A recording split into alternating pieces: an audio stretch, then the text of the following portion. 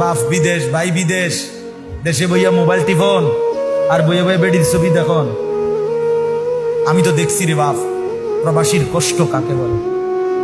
আমি যতবারই হজ উমরায় যাই, প্রবাসীদের কাছে তো যাই, তাদের রুমে দেখতে, এই ছোট্ট ছোট্ট রুমে 12 জন 14 জন 16 জন থাকে, 14 ঘন্টা ডিউটি করে, 12 ঘন্টা ডিউটি করে এই প্রখর রৌদ্রের মধ্যে। এরপরে আবার আইসা নিজের রান্না নিজে রান্ধে, নিজের কাপড় চোপড় নিজে ধোয়।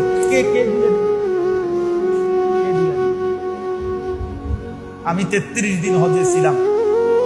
আমার ছোট 3 বছরের মেয়ে প্রতিদিন না হলে 2 বার, কমপক্ষে 2 বার আমার লগে কথা কইছে, প্রতিদিন 2 বার। আমি আমার বিবির সাথেও এতবার কথা বলি নাই, কারণ লগে না, কিন্তু ওই আমার লগে কথা কইব, আমার এটা সারাক্ষণ মনে হয়। মাত্র 33 দিন আছিলাম গোনাগান, কিন্তু আমার কলিজা ছিঁড়া গেছে। আমার ছোট্ট মেয়েটার আমি দেখবো কখন, আদর করবো। আর ওই বেচারা দে 1টা বছর, 2টা বছর, 3টা বছর স্ত্রী সন্তান ফেলে এই কষ্ট করে প্রবাসে থাকে। আহা, বিনিময়ে তার স্ত্রী সন্তান দেশে 2 হাতে মোবাইল টিপে টাকা পয়সাগুলো দেদারছে, যা মন চায় তাই নষ্ট করে। হায় জালেম, কি করবে?